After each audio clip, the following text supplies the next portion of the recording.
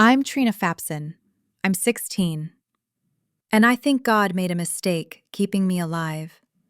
I was in the car that night, back seat. My dad's playlist on shuffle, my mom humming along. They were tired, but smiling. We had just left my dance recital. I was still in costume. Still had glitter on my face. Then, glass, screams, metal folding in on itself, everything spun. When I woke up, there was no music, just beeping. A white ceiling. A dull ache across my ribs and legs, and silence. They told me my parents didn't make it. 2 words I never imagined would share the same sentence, didn't, and make it. They said I was lucky. Lucky? My entire world ended in that crash. I walked out of the hospital to no home, no money, no one. Except one name my mom always mentioned in hushed phone calls, Grandma Essie. I didn't even know what she looked like. School didn't wait. I missed too many days, fees weren't paid, no guardian to speak for me. They handed me a withdrawal letter like it was a fast food receipt. I took a train with a trash bag full of my clothes and the envelope with Grandma's address. No goodbye, no we'll miss you, just a cold platform and a voice over the speaker saying, "Next stop, Ashwood." Ashwood felt like another planet. Everything was older, rougher. The buildings had cracks, like the city had been crying for years. I had never felt so small, or so black. The kind of black that makes people cross the street or look through you. When I found Grandma's apartment, I almost turned back. It was a crumbling brownstone with more locks than windows. But she opened the door before I could knock. She looked like someone who'd seen too much life. Thin, tired eyes, oxygen tank wheezing beside her. We didn't hug. She just said, "You're late."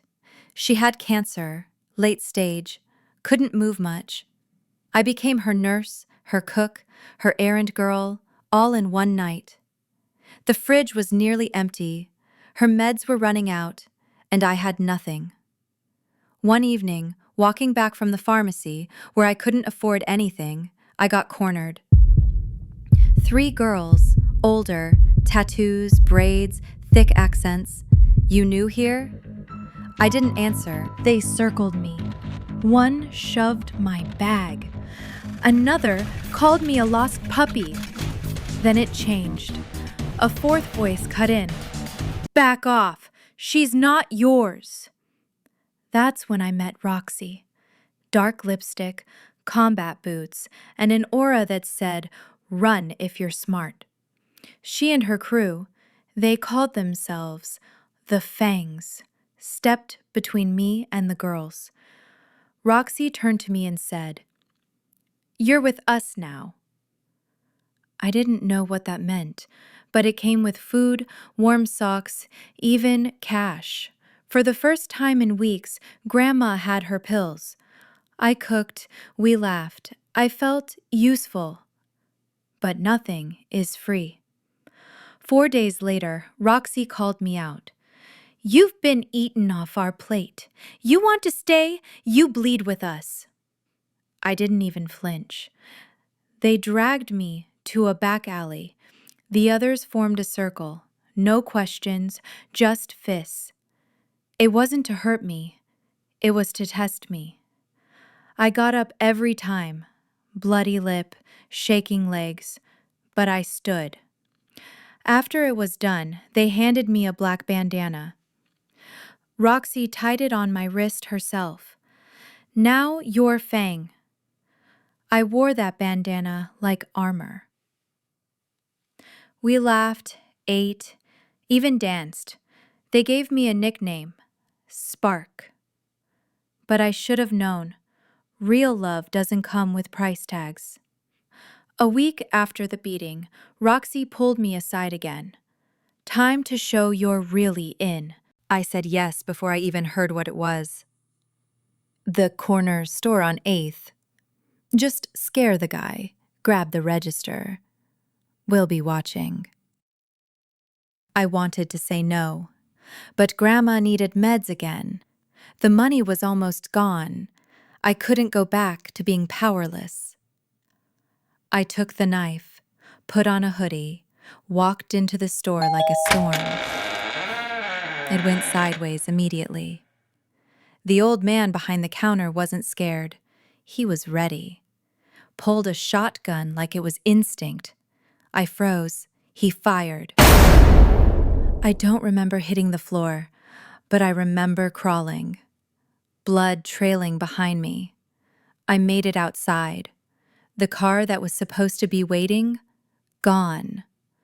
No headlights, no Roxy, no fangs, just sirens in the distance. I shoved myself into an alley, hid behind dumpsters, covered my wound with the stolen bandana. My fingers were shaking, cold. I called the only number I memorized, Roxy's. Voicemail. I texted 3 times. I'm hit. Help. Please. Nothing.